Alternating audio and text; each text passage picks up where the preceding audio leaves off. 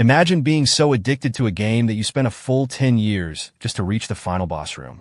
And now, when you finally get there, you discover that it was all just a test to determine whether you are worthy of stepping into this world or not. What's more, you've become the barbarian character you chose to complete the game. This is the story of our protagonist, a guy who was always weak, spent a lot of time in the hospital, and was addicted to gaming, just like me. However, he grew frustrated because good games weren't being released like they used to be. Finally, he found a forum discussing a new game.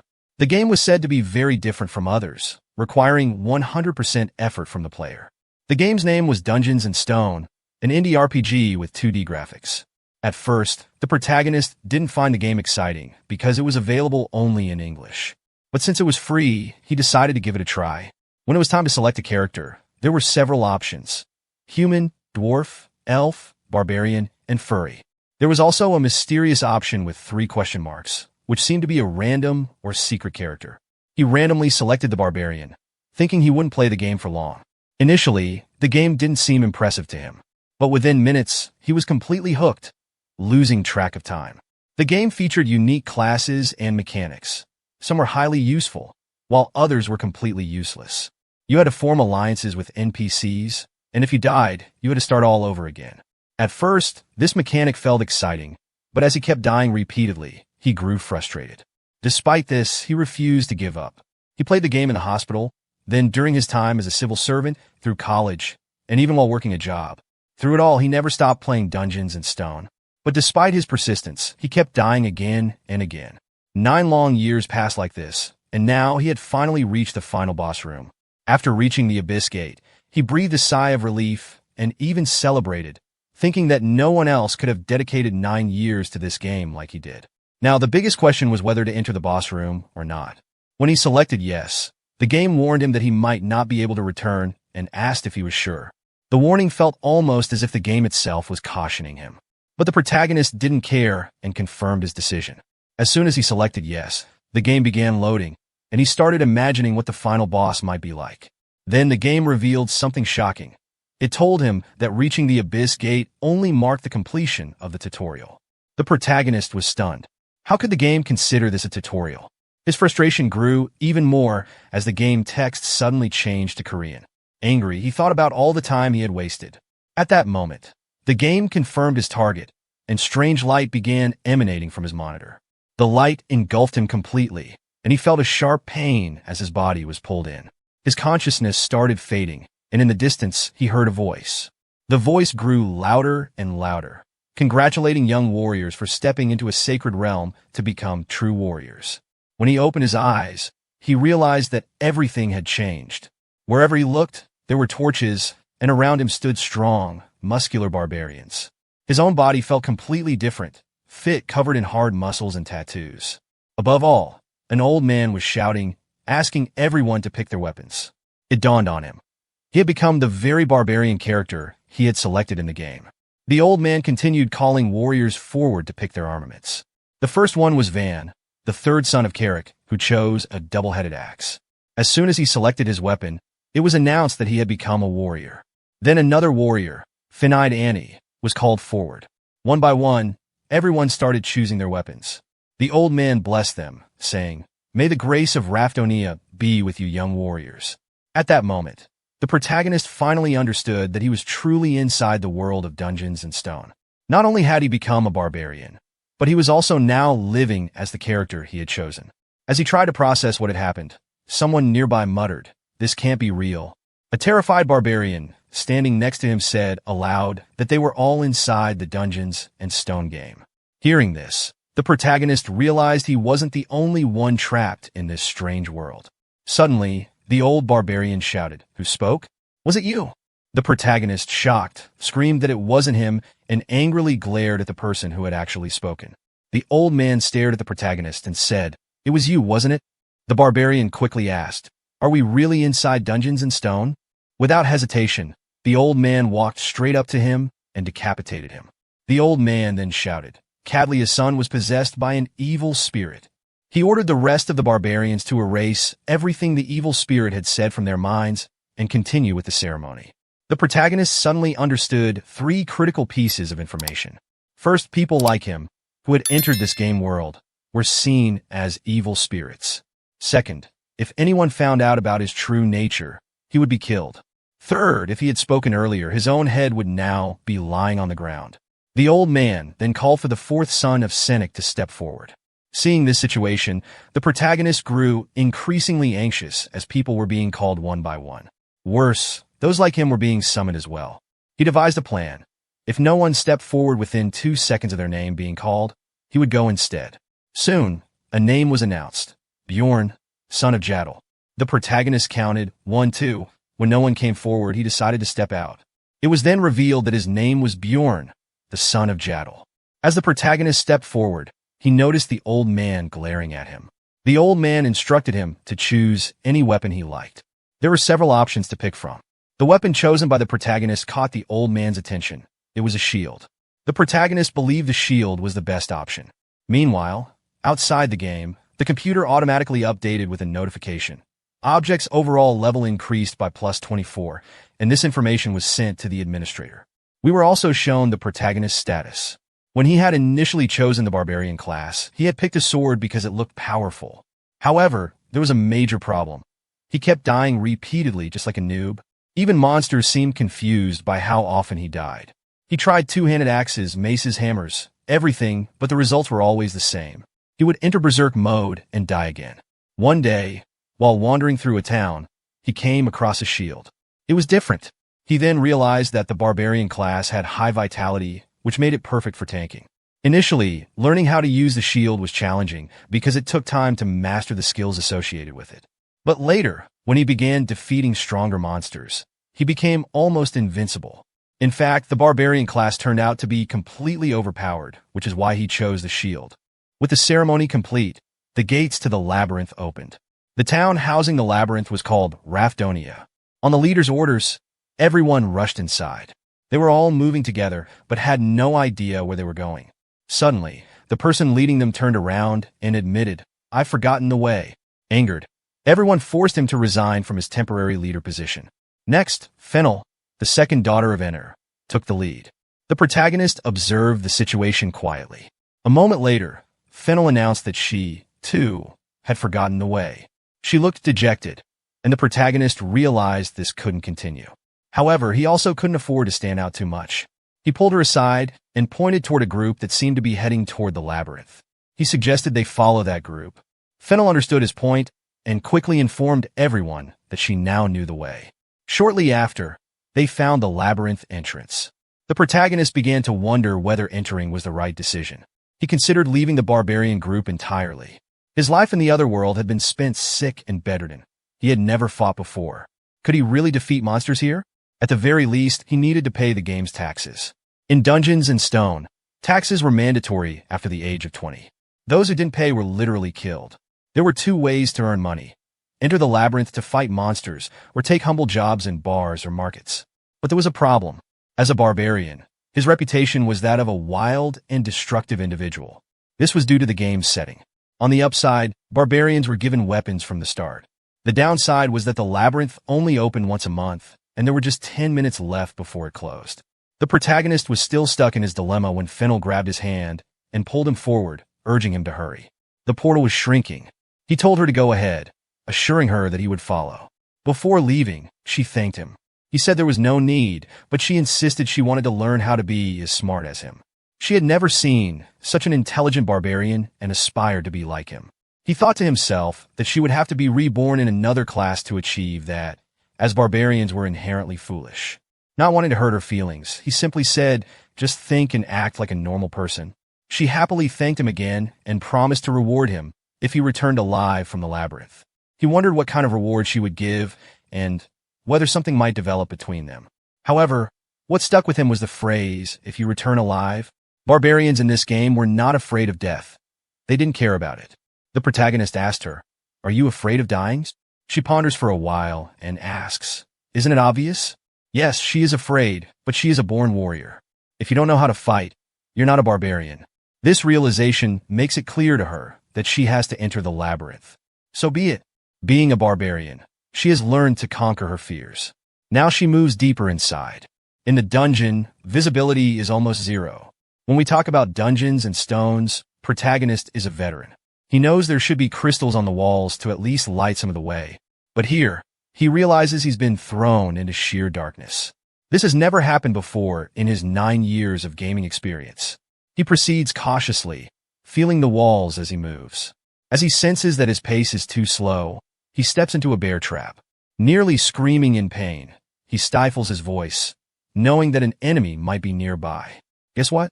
Protagonist is right. Hidden in the darkness is a small but sinister creature. The worst part? These creatures are cunning and only attack when you're severely weakened.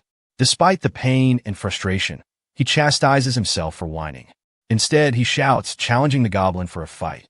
Standing tall despite his numb leg, which has been trapped, Protagonist's anger intensifies. He curses the goblin and even despraying the labyrinth. Just then, he hears the creature's footsteps, confirming that his shouting is working. Protagonist pretends to run, baiting the creature. He walks, it walks. He stops, it stops. Seeing this, Protagonist devises a new plan. He collapses entirely, playing dead to fool the goblin. The creature stands at a distance, watching to confirm if Protagonist is truly lifeless. Then it starts throwing stones at him, testing if he's alive. This enrages Protagonist. He realizes that this goblin might be even smarter than the barbarian who failed to find the labyrinth's secrets. As the goblin approaches, Protagonist makes a critical error. He misses an attack. To make matters worse, the goblin laughs at him, mocking his failure. Protagonist's blood boils.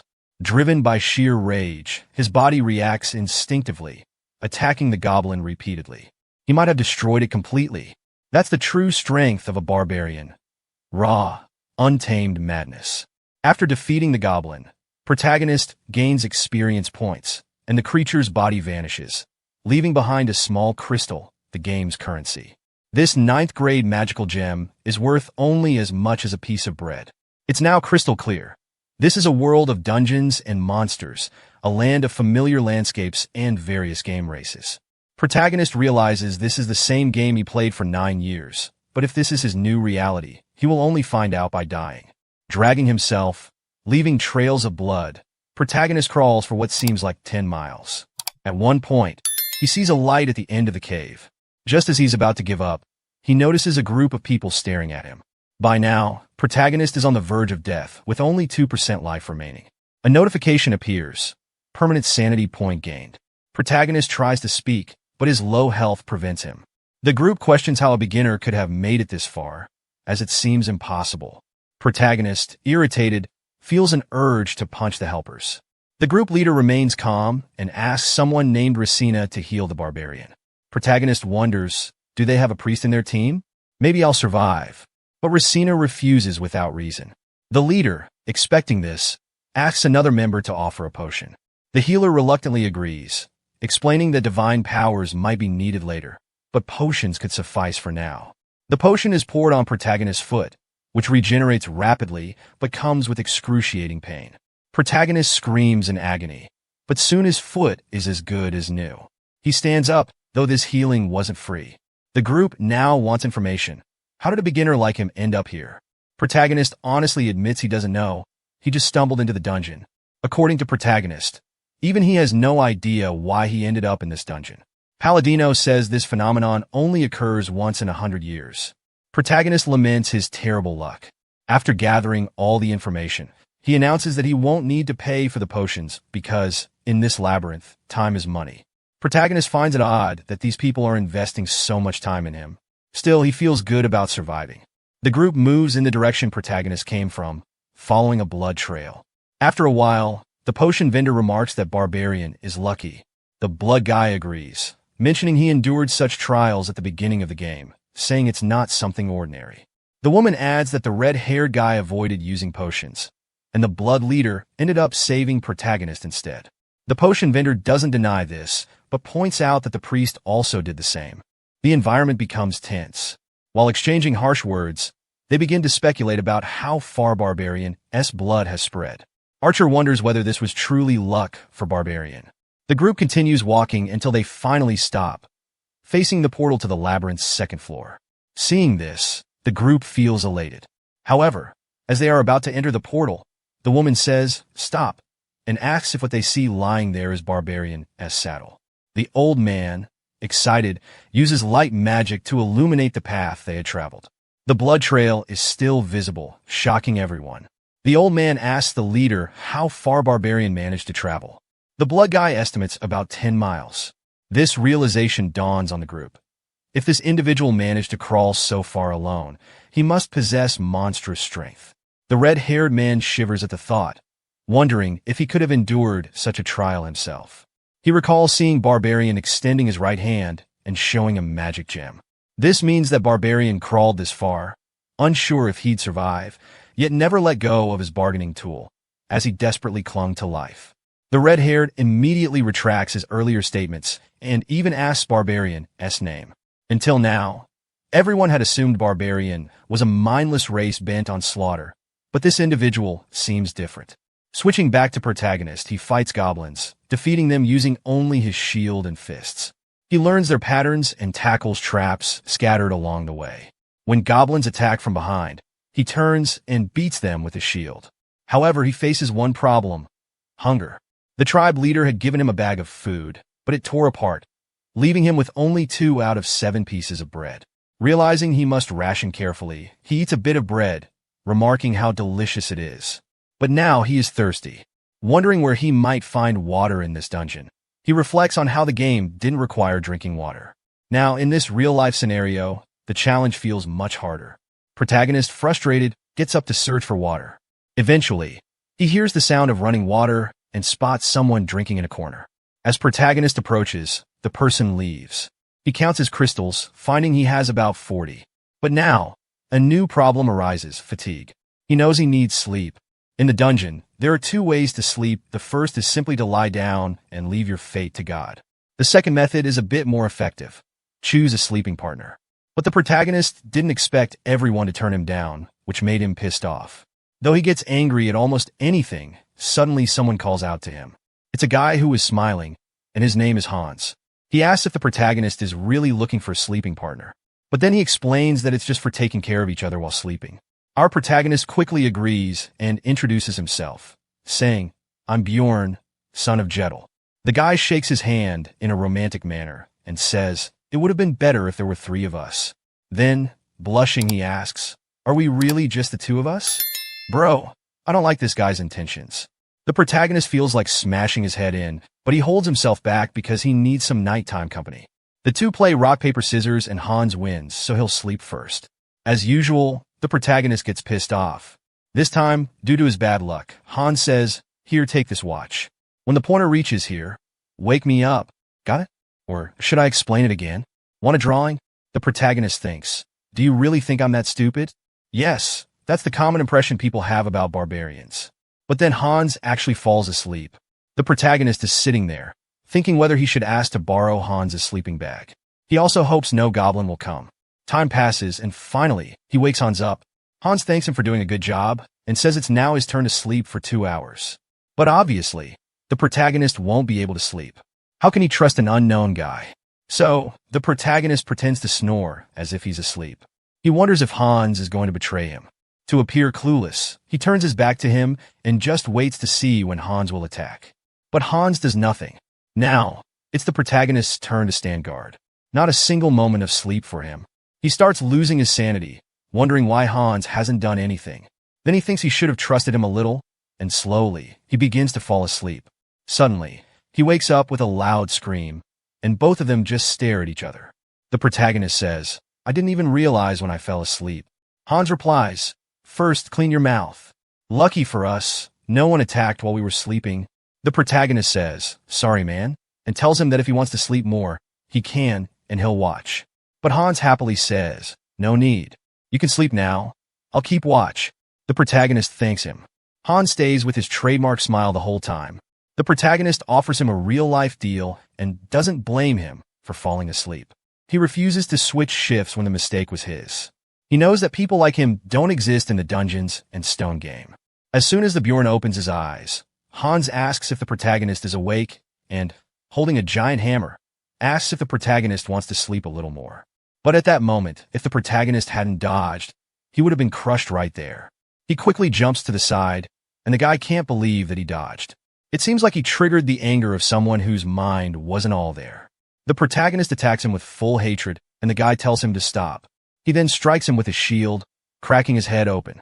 The guy repeatedly says to stop, claiming he can explain, but in the protagonist's mind, this guy is like a goblin who wouldn't fall with just one hit, so he strikes him again. The guy falls 2 meters away and begins to crawl, just like the protagonist did at the beginning of the story. The guy keeps apologizing, but the protagonist just wants to know why he did it. The guy reveals that he was planning to knock him out and steal his magic stone.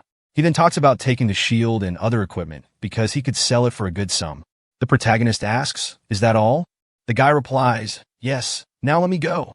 The protagonist doesn't think this will happen. This is the last chance he's giving the guy to tell the truth. Fearfully, the guy admits that he wanted a heart.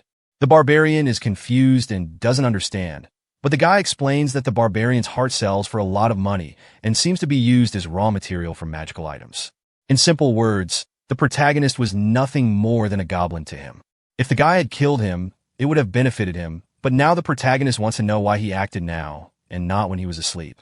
The reason is that the guy also needed to sleep. He says, "Now that I've told you everything, will you let me go?" The protagonist knows that more people like him will come. So will he keep letting them go? The guy says that he's not like the others, but the protagonist just picks up his shield. This is the first person he has killed with his own hands. He hasn't even been in this new world for a day, and already he's taken a life. With that, the protagonist equipped shoulder pads, increasing his item level to 13. He then equips a backpack, increasing his inventory space, and a hammer, which raises his item level to 30. He also puts on boots. This means he's equipped all of Hans's gear. I've already mentioned that Hans was a true friend. He gave the barbarian some cool items. Let's thank him. Thank you, Hans. You're a true friend. Because of him, the protagonist has stepped out of his primitive life. Now, he has water, medicine, and even a watch to check the time. Here's the current state of our barbarian. He's now wreaking havoc on goblins, and the big hammer is really coming in handy. The next day, goblins start appearing in groups that he can handle, but there's a problem. They aren't the goblins. He easily takes care of them. The problem now is sleep. He leans against a wall to relax, but at that moment, the goblins arrive, thinking he's asleep. This makes him furious. He says he doesn't even get 10 minutes of rest and crushes them all. After clearing everyone out, he says, "Now I'll take a nap," but suddenly a system message appears that a goblin attacked him while he was asleep. Literally, a large goblin is stabbing a knife into his chest. He wakes up with a jolt, slaps the goblin away, and sends him flying. Another goblin, seeing his friend flying about 80 kilometers per hour, notices that the protagonist is angry and quickly runs away. The protagonist thought he would wake up gradually, but now he has to heal his wounds. The barbarian says that potion stabs hurt more than the wounds themselves and uses a potion. It's been 14 hours since he killed Hans, and now he's thinking of finding a new nighttime companion. However, unlike the previous day, everyone now wants him on their team, probably because he looks a little cleaner. Who knows, but anyone who passes by invites him. However, today, he himself declines and says that he will stay with his own race, meaning with the barbarians. As he walks through the dungeon, he notices an elf sitting in a corner. Obviously, she notices him and gets scared. According to the system, the protagonist has found an injured elf. He immediately asks her if she is hurt, which makes her more alert. When he looks at her closely, he realizes he didn't notice it earlier. He asks her if humans injured her. As he gets closer, the elf kneels and starts apologizing. The barbarian is completely confused, and she keeps saying that she just wants to be forgiven just this once because she needs to take care of her little brother. This makes the protagonist even more confused because it's not normal for an elf to behave like this. Elves in the game were usually very cold. But still, he smiles and says, "Don't be afraid, my dear elf. I have no intention of killing you." The elf is shocked and keeps saying that she knows he is a barbarian. But is he really going to do it? Can he really let her go this time? Now, protagonist starts getting angry and asks why she is so scared. Then he gives her some items for healing and says that they will talk later. These items are healing leaves that barbarians give to their old companions. She asks her if he needs a reason for help. He says, "Do I need a reason to protect you? Take care of your wounds." Obviously, he has a reason to help her because he also needs a nighttime companion, and honestly, the wound looks pretty huge. It seems like he has never seen such a huge, if you know what I mean.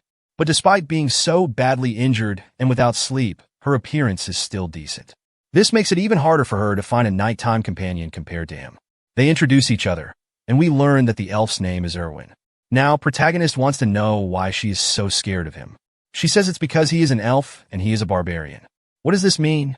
She explains that they are their mortal enemies, but this is different from the game, where it wasn't mentioned. Soon, she regrets and says that actually the war ended 10 years ago and she doesn't have any issues with barbarians. In short, she just doesn't want to fight. Up until now, protagonist thought he knew everything about this world, but now he realizes that this world is different from the game, and there is a lot he doesn't know about it. Hearing this, he becomes a little worried, but the elf girl is happy when our hero says that it doesn't matter to him either. But actually, he wants her to be his nighttime companion.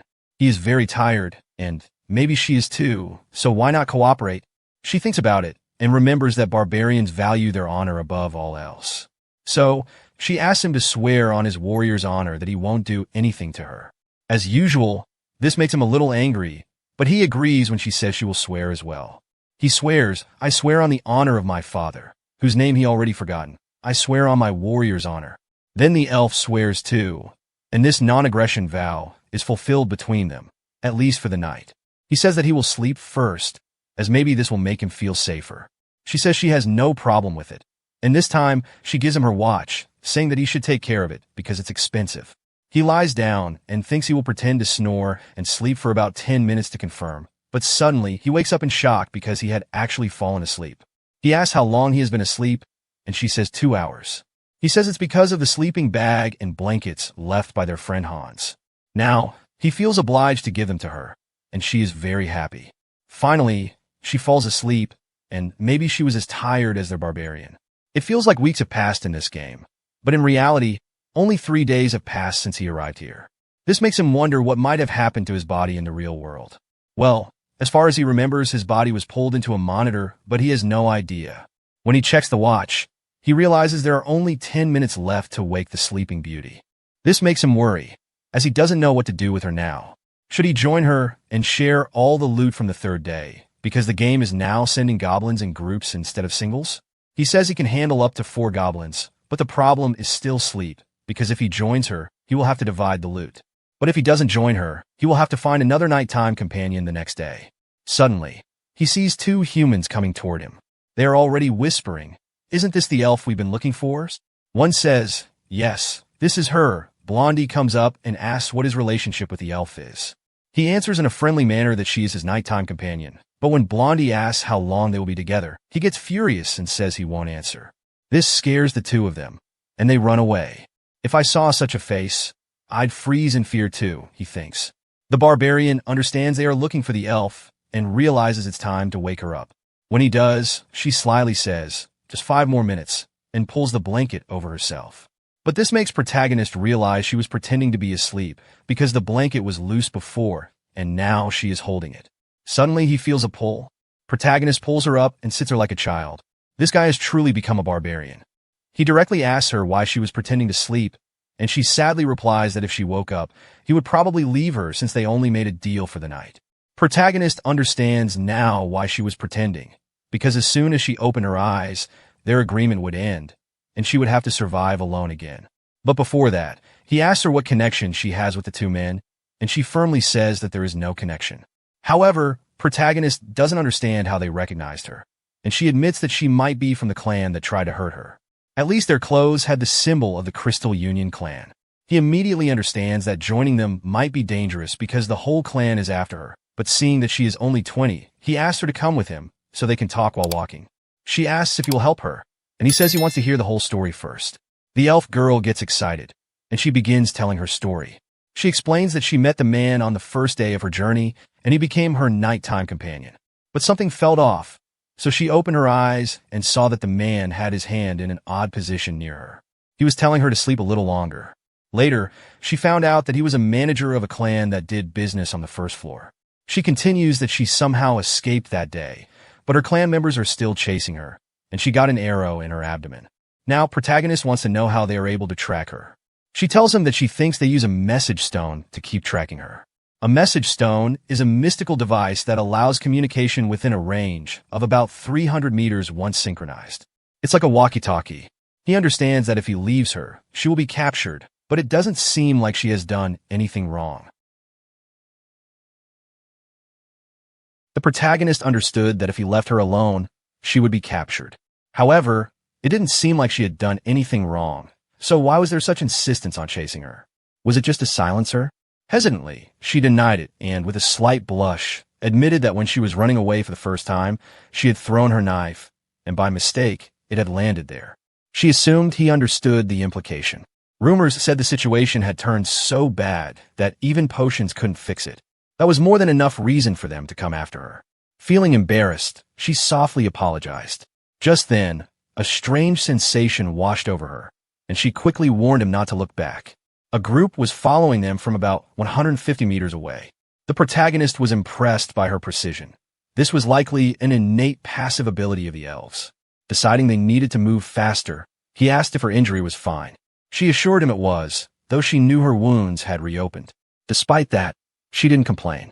Even as they picked up speed, the distance between them and their pursuers wasn't increasing. The protagonist started formulating a plan. Ilhwan noticed his thoughtful expression and asked if something was wrong. Instead of answering directly, he asked her what she was good at.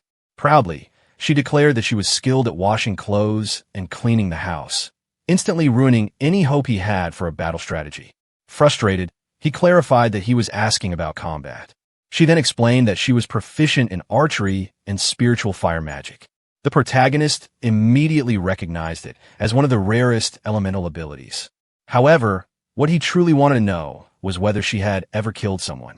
She shook her head, but confidently stated that she could if necessary. Acknowledging her response, he then asked if she would be willing to accompany him until they escaped the labyrinth. She hesitated, considering the implications, and then raised the question of rewards. Would she really gain nothing out of this?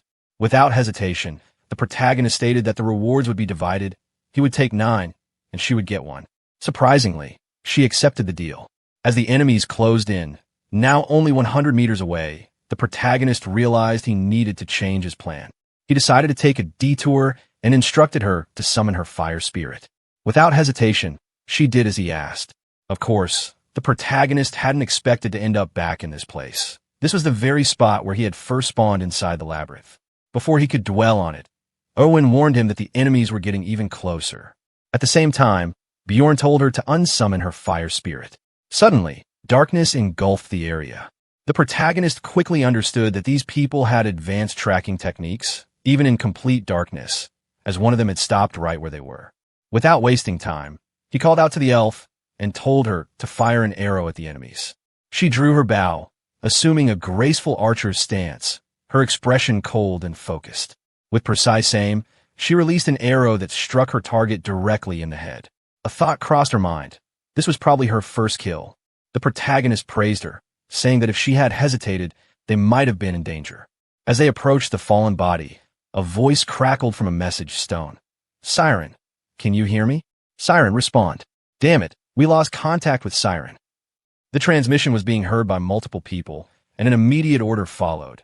Everyone, gather at the Goblin District. It was now clear. The person tracking Bjorn and the elf was Siren. Checking through Siren's belongings, the protagonist found 2 daggers, a bag filled with magic crystals, and a potion attached to his belt. Meanwhile, the elf had already put on Siren's clothes. The protagonist remarked that she looked much better now. She then taught him how to use the communication stone. It was as simple as pressing the button on its side. Just then, another message came through. Repeat. Repeat. Siren is no longer responding. He was tracking the elf, but he has been defeated. She's in the Goblin District, along with the Barbarian wielding a massive hammer. Their bounty is set at 10,000 gold coins. The elf girl was already in shock, but Bjorn reassured her, telling her not to worry and to summon her spirit once again. Their next move was clear. They were about to travel through the darkness and head straight for the second floor of the dungeon. After some time, Ilhwan addressed him as Sir and asked if they were really heading to the second floor. He confirmed it, and she hesitantly inquired if he was aware that it was far more difficult than the first floor. He reassured her, saying he knew and that there wouldn't be any problems because they made a great combination. Hearing this, she felt a little embarrassed. After all, a tank and a long-range damage dealer always formed a strong team. However, she still hesitated to proceed. Just then, an announcement rang out. A voice stated that if they managed to capture the elf, they would be allowed to keep her in exchange for 10,000 gold. Upon hearing this, She quickly agreed and declared that she would go to the second floor with Bjorn. The protagonist, of course, hadn't wanted her to hear such things and follow him merely out of fear. But at least this meant he didn't have to convince her. As far as he was concerned, he always liked helping those in need, especially if it meant he could take down some villains along the way. As they continued walking, she suddenly asked if he knew the way. He admitted that he wasn't exactly sure, but if they headed north, they would eventually reach it. He knew this because he had played the game extensively. Just then, she abruptly told him to wait. There was a goblin trap ahead. She assured him she would handle it. Naturally, the goblins took this moment to launch a surprise attack from behind. However, she swiftly dodged the first goblin and shot an arrow straight into its head. The second goblin charged at her, but she was already moving at full speed, swiftly maneuvering behind it and taking it down as well. This girl was incredible. With a cheerful grin, she excitedly asked how she had done. The protagonist praised her, admitting that she was even better than he had expected. Delighted, she handed him some magic crystals, reminding him of their agreement. He would get 9, and she would take 1. Happily, she remarked that if they kept progressing like this, she might actually earn enough to buy a gift for her younger brother. The protagonist, slightly puzzled, simply encouraged her to keep working hard. Suddenly, the message stone rang again, announcing that the reward had now been increased to 20,000 gold coins, dead or alive. As always, the protagonist assured her that no one would be able to pursue them in the darkness. However, before they could relax, a new problem emerged. Standing before them were several ghouls. She turned to him and asked if she should fight them. This time, he firmly stated that they would fight together. In Dungeon and Stone, when someone defeats a monster species for the first time, they receive extra rewards. This means the more species of monsters they slay, the faster they level up. For them, this was a real opportunity. Bjorn stepped forward and smashed through the enemies, while those approaching from behind were easily taken down with arrows. With a reliable companion by his side, this all felt like child's play. As they continued defeating ghouls, they kept moving north, pushing forward until they reached the third day of their journey. Along the way, they spotted blood on the ground. Judging by its appearance, it definitely wasn't goblin blood. But then, whose blood could it be? Nearby, someone's foot had been almost severed, and a sandal had been left behind. This was the very spot where the barbarian had first set foot in the labyrinth. Right behind this location was the portal to the second floor. Recalling how close he had come to dying because of it, anger surged through him. In frustration, he slammed his hammer against the ground, cursing loudly. Ilhwan flinched in fear and instinctively began apologizing, assuming she had done something to upset him. But in reality, he was just frustrated with his own bad luck. If only he had arrived from a different direction, he would have already been on the second floor long ago. Meanwhile, the elf girl had tears in her eyes, convinced that everything was her fault. He reassured her not to worry, insisting that it wasn't her doing. That's when she finally understood the situation and, for the first time, sympathized with everything he had endured. The protagonist was surprised that she figured it out on her own. But then, she said something that left him baffled. She was sure his friends had gone to heaven. He had no idea what she meant by that. Finally, the moment had arrived to enter the portal to the second floor. A notification appeared, confirming that they had reached the goblin forest on the second floor. The very next moment, they suddenly plummeted down, crashing onto the ground. They had landed in the northern region of the goblin forest. Looking around, it seemed that there were no living beings within a 50-meter radius. The sky was illuminated by the stars above, casting a soft glow over the environment. The elf girl asked why she had never heard of a forest on the second floor before. In response, Bjorn explained that the first floor had 4 portals, one in the north leading to the goblin forest, another in the east leading to the beast slay zone, a third in the west opening to the land of the dead, and the last in the south leading to the Black Rocky Mountains. Among all these locations, the place they had landed in was the least dangerous. The protagonist then asked if she knew how to reach the city later, essentially, how to get out of the dungeon. She explained that after a certain period, everyone would be automatically pulled out of the dungeon and transported to the city. Specifically, on the first floor, this happened after 168 hours, while on the second floor, it occurred after 240 hours. After that, they would be teleported straight to the city. Realizing this, the protagonist decided that when the 168-hour mark on the first floor approached, they would return and teleport out to avoid being spotted by the gang chasing them. For now, They planned to explore the area near the portal. As they moved forward, the elf girl led the way, pointing out traps along the path. The protagonist, however, saw nothing but leaves and stones, until he threw a rock, revealing a hidden trap. She then asked how she had done, to which Bjorn simply replied that she had done her job well. After scouting for a while, they realized that no goblins were in the immediate area, so they continued exploring. The issue with the second floor was that goblins often moved in groups of 12. Worse, there were also mutant goblins, warriors and archers who were far more dangerous. The protagonists decided that they would clear the traps, expand their exploration area, and stay close to the portal in case they needed to make a quick escape. They followed this plan carefully, but soon he felt another presence. This time, it was a group of goblins, more than 10 of them, at a distance of about 50 meters. He then asked how close she could get without being detected.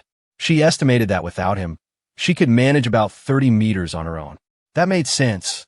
After all, imagining Bjorn trying to hide in the bushes was almost laughable. He looked like a walking truck, whereas the elf girl could move silently without making a sound. Eventually, she spotted the goblins and signaled to the protagonist. Loading an arrow, she took a powerful shot. This time, he couldn't even see if she had hit the target, but without hesitation, he stepped forward, telling her to stay behind. Walking straight toward the green creatures, he realized something surprising. Despite the overwhelming number of enemies, he wasn't afraid. Instead, his body seemed to react instinctively to the battle, as if craving it. His warrior's heart was filled with excitement. With a mighty swing, he delivered a hammer strike so powerful that one goblin was nearly sent flying. He barely even noticed how quickly his adrenaline had surged. Raising his shield, he struck again, only to suddenly sense danger. A goblin had nearly sliced his face. If he had hesitated even a second longer, his head would have been gone.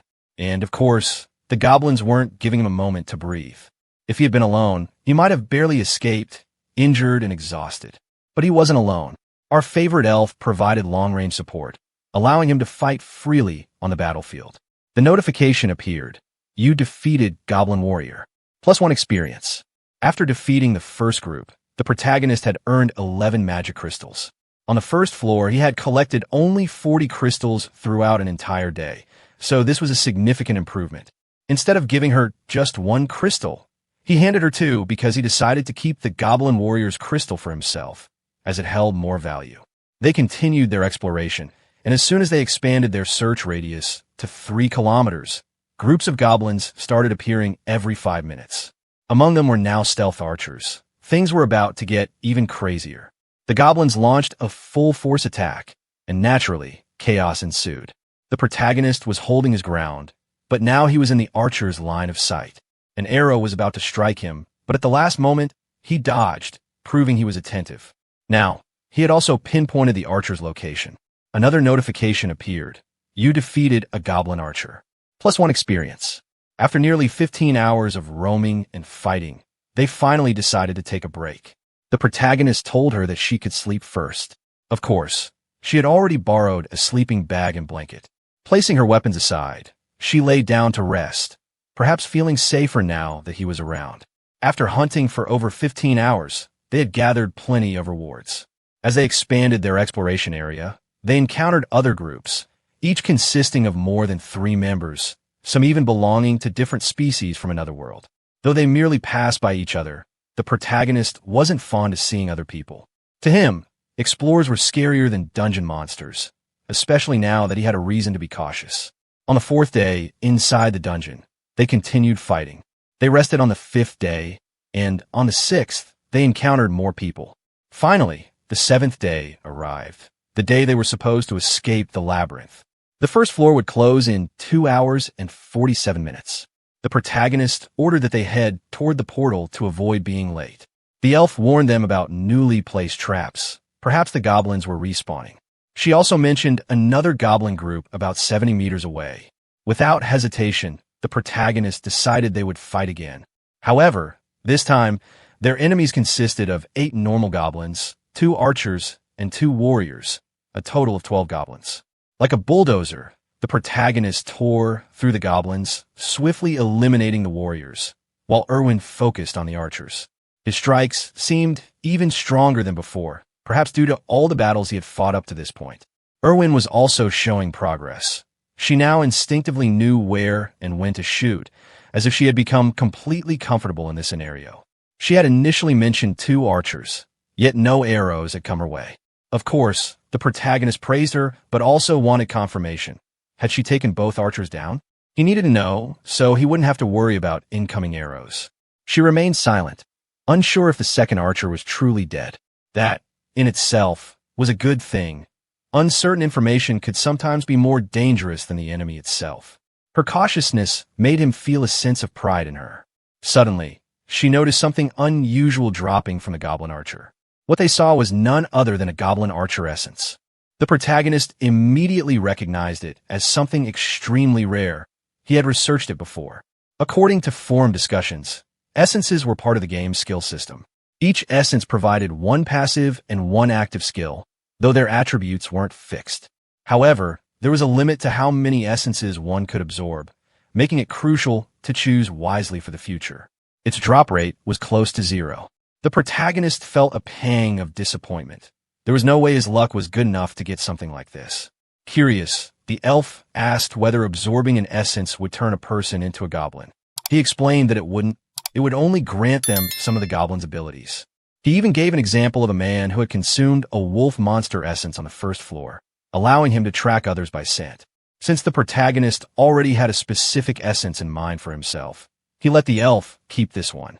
He couldn't just pick any random essence, as that could lead to problems later. However, he made her promise something before taking it, a conversation he had intended to have back on the 1st floor. Before he could finish speaking, a group of people arrived and ordered them not to move.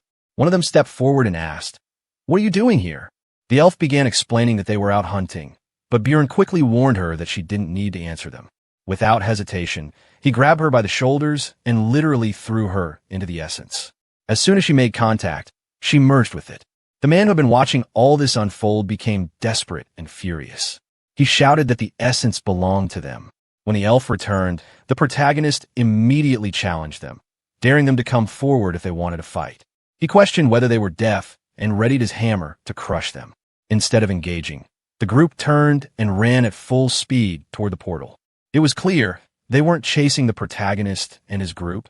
They were the ones fleeing. He had forced them to retreat. The problem, however, was that based on the protagonist's analysis, they were likely heading to the portal to return to the city. That meant they could cross paths again, which was best avoided. Just then, the elf warned that a group of goblins was about 50 meters away. Bjorn suggested trying to avoid them, but that plan quickly fell apart. The goblins had already detected them. At the last moment, he made a split-second decision. They needed to head in the opposite direction. The elf confirmed the plan, but just as she did, an arrow came flying straight toward her face. Luckily, Bjorn reacted instantly, pulling her back with full force. But something was off. This arrow didn't seem to belong to the goblin archers. It was likely from the same group that had just run toward the portal. The protagonist suspected that those people had deliberately attracted the goblins toward them while positioning themselves on the other side, waiting in ambush. Realizing there was no way out, he told the elf to use her powers. They would have to fight. She hesitated for a moment, confused, but he quickly explained that these essences had unique abilities. The one she had absorbed earlier was from a goblin archer, meaning her power had significantly increased. She had gained both a passive and an active ability. Her passive ability was Poison Arrow, which inflicted poison damage whenever she used her bow. Her active ability was Thief Steps, which allowed her to enter stealth mode. The protagonist was impressed that she could activate it just by willing it. Without wasting time, he handed her the bag, deciding to take on the goblins alone while she focused on the human archer behind them. She clearly didn't like the plan, but the protagonist insisted they had no time to argue. He ordered her to hide and wait for his signal before shooting at the human archer. The protagonist charged toward the goblins, launching a fierce assault. With incredible speed, he defended and attacked simultaneously, taking on multiple goblins at once. As the archers resumed their attack, a brief moment of carelessness allowed a goblin to strike him from behind. Reacting instantly, he turned and eliminated the goblin in a single blow. However, without the elf support, dealing with the enemies ahead became more difficult. His injuries worsened and fatigue started setting in. Just then, he sensed 2 incoming arrows. one from a goblin archer and another from a man holding a crossbow. Realizing it was impossible to block both, he made a last-moment decision to stylishly block the crossbow bolt. As a result, the goblin's poisoned arrow struck his elbow, causing his arm's movement to weaken. Now, he had to choose between his shield and hammer. Opting to keep the shield, he reasoned that it would allow him both to defend and attack, while also protecting himself from the humans. As always, he became completely furious, and the goblins, terrified, began to flee. He knew there was no need to chase them, especially when he had other opponents to deal with. At that moment, the human stepped forward, acknowledging that he had handled the goblins alone, which was quite impressive. The protagonist, however, already knew these were the same people he had anticipated. When they insulted the elf, his rage exploded. Without hesitation, he challenged them to attack, pressuring them into a fight. But instead of engaging immediately, they attempted to blackmail him. Despite his strength, they pointed out that he was now injured. Offering him a deal, they said they would let him go if he revealed the elf's location. Hearing this, the protagonist simply smiled, prompting them to call him crazy for laughing in such a situation. Their leader, staying cautious, ordered his men not to lower their defenses, telling them to imagine they were hunting a giant monster. But now, with one of his arms rendered useless, it was time to send a signal, one that even people in this world would understand. Without hesitation, he lunged toward the leader and struck his sword with his shield in a violent thrust. The man immediately called for reinforcements. An old samurai launched a powerful slicing attack, but the protagonist retaliated with full force. The problem, however, was that he was now surrounded.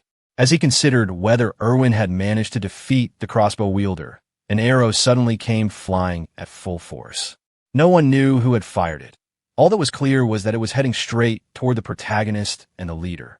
The human's tank quickly shouted for his allies to focus on attacking the barbarian while he handled the arrows. While he defended, the other two attacked the protagonist from both sides. The leader struck his shield from the front while the samurai moved in from behind.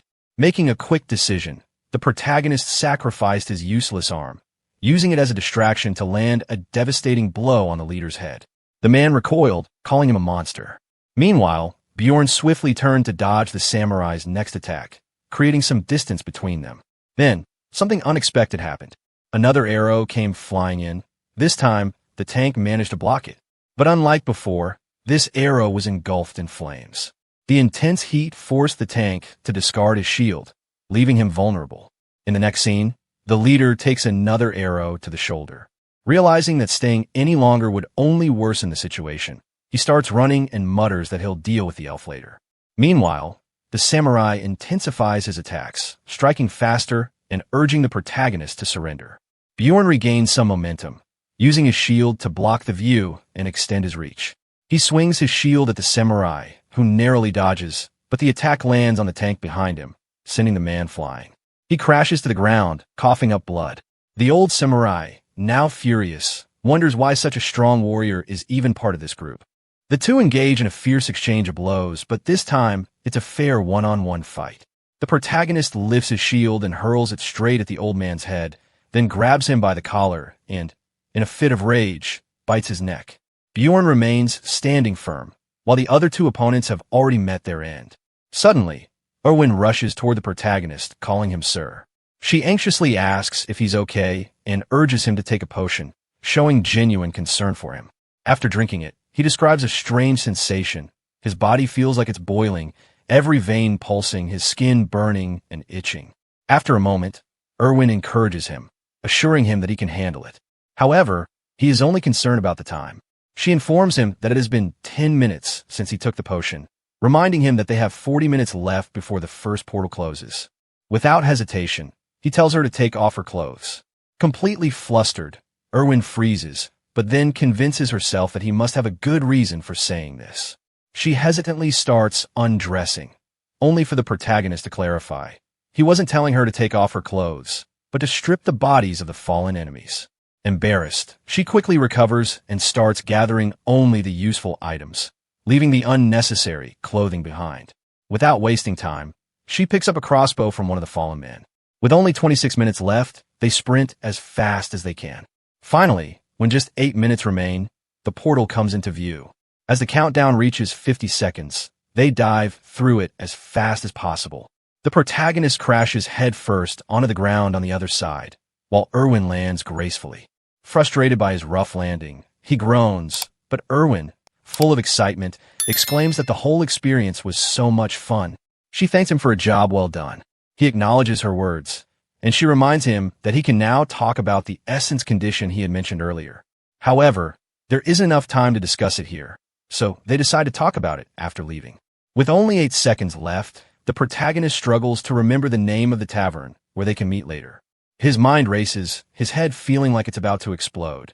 Just as 4 seconds remain, the name finally comes to him, Blackwell. As soon as he utters the name, the labyrinth seals shut. The notification appeared, confirming that he had been transported to Rafdonia, meaning he had finally returned to the city. The protagonist was back, and it seemed like the others had also made it out. He hadn't expected so many people to return. No matter how much time one spent in the labyrinth once outside, it was always the next day at exactly noon, forcing them to readjust their internal clocks. Suddenly, a barbarian called out to him. The protagonist recognized him as Carrick, Van's son. They exchanged greetings, and soon after, Serum, Cynic's son, arrived. Within moments, more barbarians gathered around, leaving the protagonist with the same reaction anyone would have. Where did all these barbarians suddenly come from? When he needed them inside the labyrinth, there was not a single one in sight. Before long, the group moved toward the store to count their collected crystals, betting on who had the most. Naturally, they invited Bjorn to join in on the wager. The woman in charge of counting announced that they had a total of 41,498 crystals, which left everyone impressed. Then it was the protagonist's turn. As the woman began counting rapidly, Bjorn found himself impressed.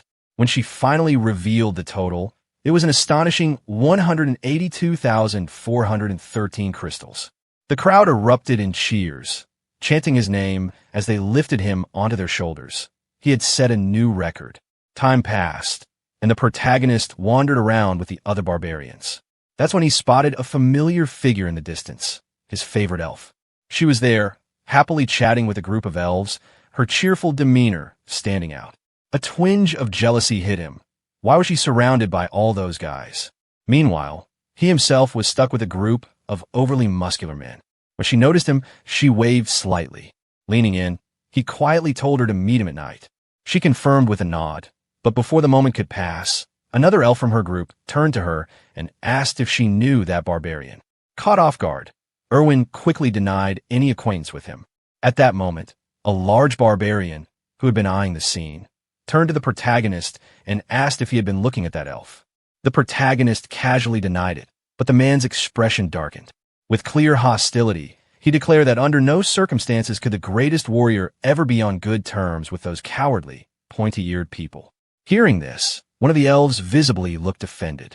The protagonist immediately sensed that things were taking a turn for the worse.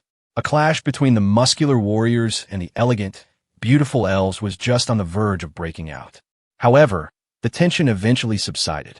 As he continued walking through the city, he saw families reuniting, brothers embracing, parents overjoyed, but not everyone had made it back. Some were still missing. It was a stark reminder of reality. Seeing it happen in real life was far different from watching it in a 2D game. But for now, it was time for celebration. The muscular warriors drank mug after mug of beer. Even the women were joining in. Some were even downing 2 at once. The protagonist couldn't help but wonder why he was here with them. Originally, he had only wanted to see if there was anything he could learn from the barbarians.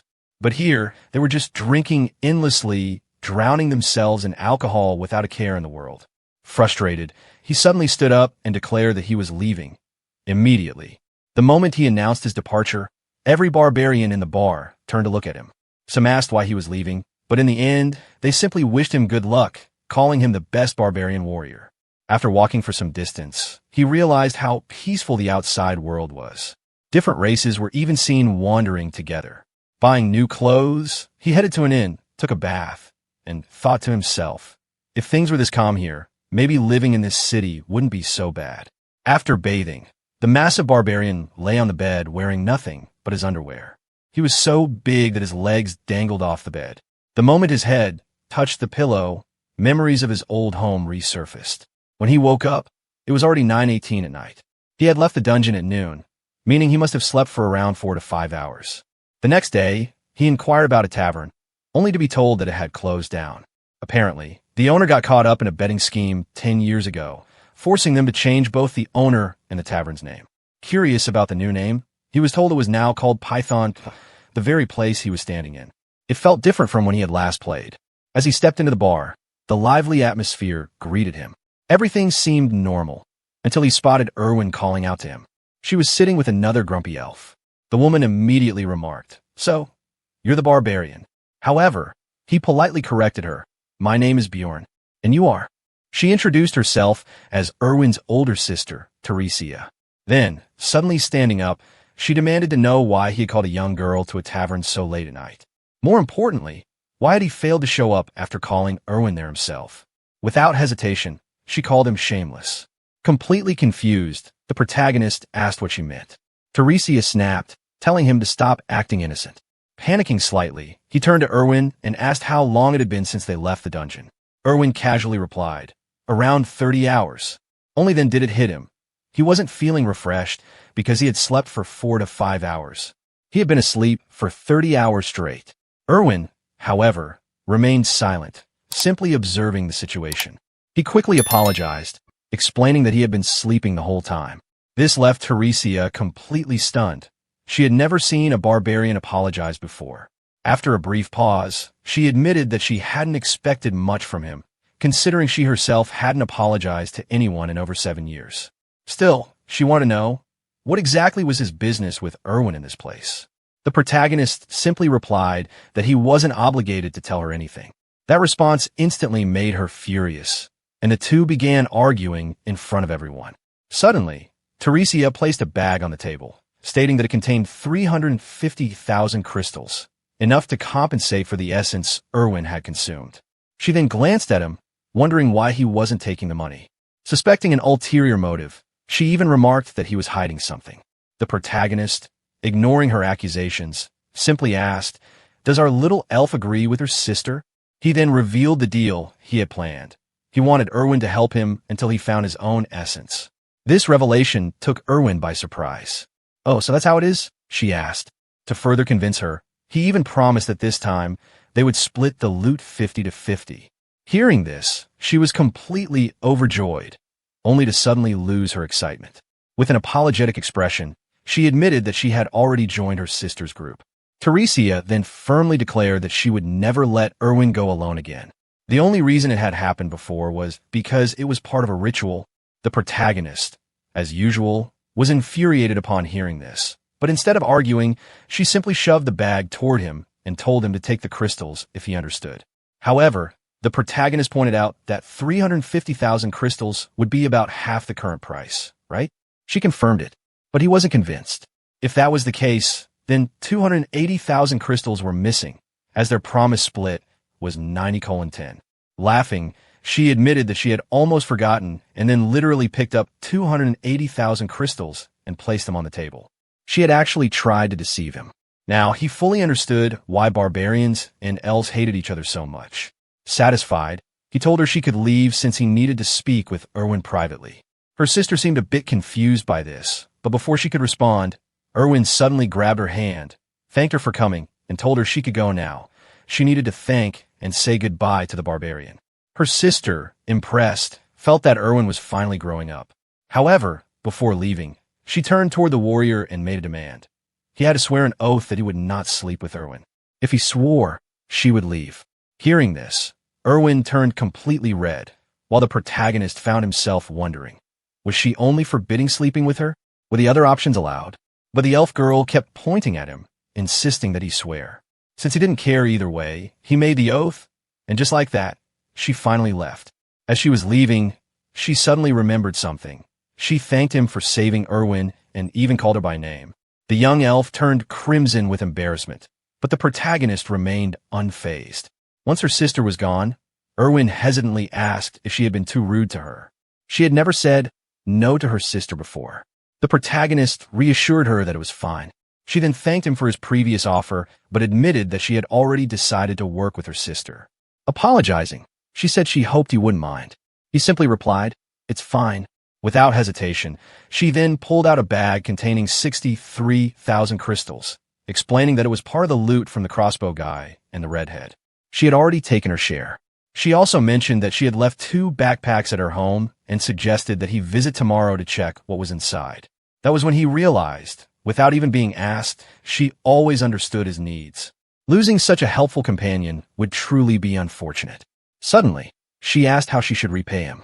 She was serious about paying him back for saving her in the dungeon. Now, her sister's concerns made a lot more sense. The protagonist thought for a moment, but couldn't come up with anything. So instead, he simply asked if she wanted to eat something. She shook her head, saying she wasn't hungry. In response, he casually said, "Then I'll just order for myself." For some reason, she blushed and suddenly had a brilliant idea. She decided she did want something, to have her first post-dungeon drink, and she wanted to share it with the Barbarian. The thought sparked a memory. This was a significant tradition in Elven culture. She then assumed that, of course, this wouldn't be his first post-dungeon drink. However, before she could finish her sentence, the protagonist interrupted, asking what she meant. This was actually his first time, too. She was shocked. Wait, you weren't joking? Not only that, this was also his first time even going into a dungeon. Finally, their food arrived. Ilhwan complimented him on how well he had performed in the dungeon, and he returned the compliment. They raised their drinks in a toast, and after a while, their conversation drifted into silly topics, like how she was wearing a skirt today, while he was in a t-shirt. He kept drinking one mug after another, impressing her. Then, out of nowhere, he declared that he had figured out a way for her to repay him. She was curious. "And what is that?" she asked with a bit of pompousness. But instead of answering directly, he said they needed to go somewhere else.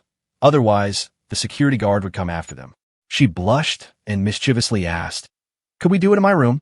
A little while later, he was completely out of breath, drenched in sweat. She, too, was gasping for air, tears welling up as she exclaimed, "I can't take it anymore." She had known this barbarian was a scoundrel, but in reality, the protagonist was just giving her a chiropractic session. Since he didn't fully control his strength, he had nearly pulled her arm out of its socket. Tearing up, she cried, "I really can't take it anymore." When it was finally over, she thought about how close he had come to breaking her arm. But all he had really been doing was testing her flexibility. Furious, she demanded, "Wait, did you bring me here just to test my abilities?" Unapologetically, he confirmed that yes, that was exactly what he had done. He simply wanted to check, since ability usage was prohibited within the city. Disappointed, she sighed as he started rambling on about game statistics and theories, completely lost in thought. After a while, she finally pulled him back to reality, complaining that she was getting sleepy. And, just as expected, they ended up sleeping together, but only sleeping. Well, so much for that barbarian's so-called honor. But that's all for today. If you enjoyed this fun recap, don't forget to like the video. And if you want to see the next episode, let me know in the comments. Oh, and don't forget to subscribe so you get notified first when the next video drops. See you in the next recap. Until then, bye-bye.